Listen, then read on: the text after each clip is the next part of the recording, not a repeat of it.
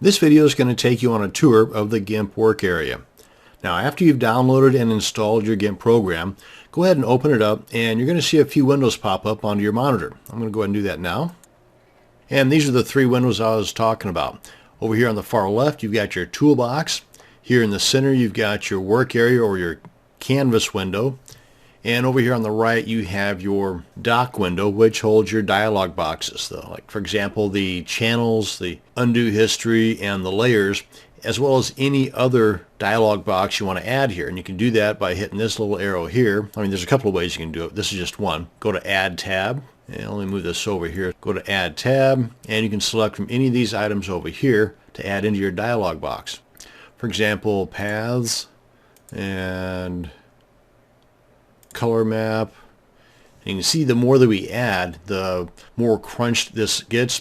Well, with the version 2.8 of Gimp, you're now able to have multiple columns, so you can take up a much larger area with multiple dialog boxes in your one docking window. So this works out perfectly if you are using multiple monitors. The only problem with this, though, is that for some reason, while I am recording this, it's not going to allow me to do that. Because how you do that is you grab one of these tabs you've got open, left click, hold, and drag it over to the side here. And whenever you do, right about here, you're going to have a blue border pop up over here. At that point, let go, and it's going to add it to a different column. I'm going to do this outside of this recording area here and bring it back in. And I'm going to do it with paths and the undo history. And you can see there, for some reason, it won't let me do it within the recording area. I mean, it'll let me do it on the same monitor as long as I'm outside of the recording box here, but I don't know. Anywho, technology. You gotta love it, right? But this is what it looks like. And you can also do multiple dialog boxes in the same column. What you would do is you would just left click, hold, and drag that tab to the bottom. And when the bottom area right here turns blue, then let go. Then it will add that dialog box within this same column. Let me show you. Just like that. Pretty nifty. And like I said, with a second monitor, you can have this thing loaded up with different dialog boxes instead of having them all scrunched together in the one column without it having to take away from your workspace. Now you can have all three of these windows here neatly combined into one window or a single window, and I'll touch on that in more detail here in just a second. Now over here on the far left in the toolbox window, when you click on a particular tool icon, like say the text tool, the features of that tool show up down here below. So if you hit the paint bucket tool, you can see how that changes. The gradient tool, you can see how that changes. This allows you to fine-tune the features of that particular tool prior to adding it to your work area. Now there are even additional tools you can add to your toolbox, and I'll get to that here in just a second as well. Now along the top of your work area window is the menu area. And like most menus, you just click on the title and it's going to drop down more functions. Like under the file here, this is where you can create a new image, or you can create an image from your clipboard, scanner, camera, web page, screenshot, and so on. Or you can open up previous projects and work on those. Better yet, you can open them as layers. And you come on down here, click on quit, and that's going to close out all three windows simultaneously. Yes, you could go up here and hit the top right X on each of these windows.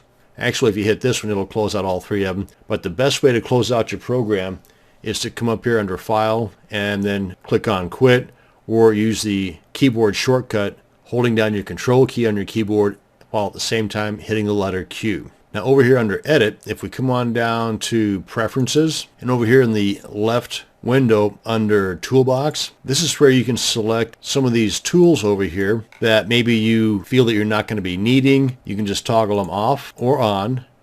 And if you scroll down further, you can see some additional tools that can be added that are not there by default. But if you find that you're not actually going to be using the desaturate tool, why take up all that extra space? Totally up to you. But now you know where you can go in and adjust your work area within your toolbox window. Now also over here in the left window of your preferences section, down here under window management, go and select that. And this guy right here, by default, the box is ticked. and that's going to save the window positions on exit. In other words, if I come up here and I have the dock window for my dialog box maybe like right here, and my toolbox like right like this, with this box ticked, and I close out GIMP, whenever I open it back up, this is how it's going to open up, just like this, which may be exactly what you want, but with this guy ticked, and if we close this one out first, then close out GIMP, then it's going to open it up as it was when it was closed out. And when it was closed out, this guy was not in existence.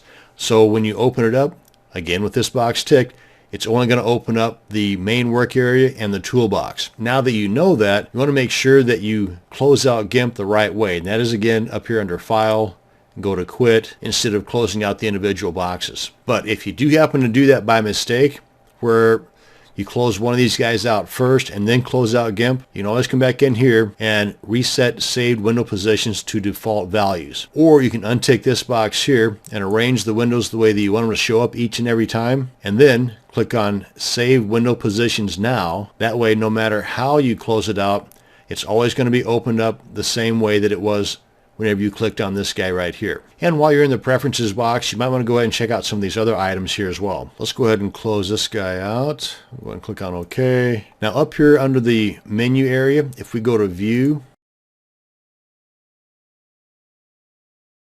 let me show you what I'm talking about. Come up here and go to New, and this pops up. And just for the sake of this demo, we're going to go ahead and click on OK. Now then, if we go to View, you can see how these are functioning now. And if you don't want the rulers, that's this guy over here and over here. Boom, gone.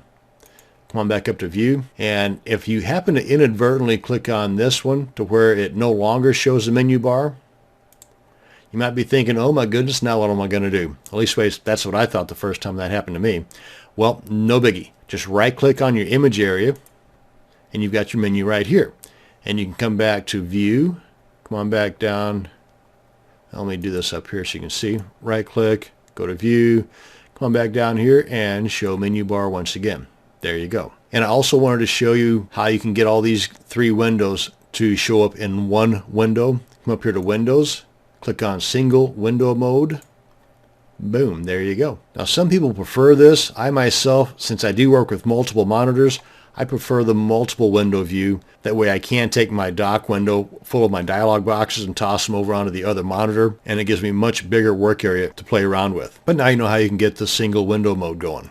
And before we close out this video, I wanted to also point out here under the help section, you've got tons of additional information you can rely on here. You can check out the user manual here, and with GIMP Online you've got the user manual website and the tip of the day, which allows you to consume little nuggets of knowledge as you go along. Now of course there's a ton more to using GIMP than what was covered in this video tour, but hopefully this has shown you enough to get excited about all the possibilities of using this free and powerful tool called GIMP.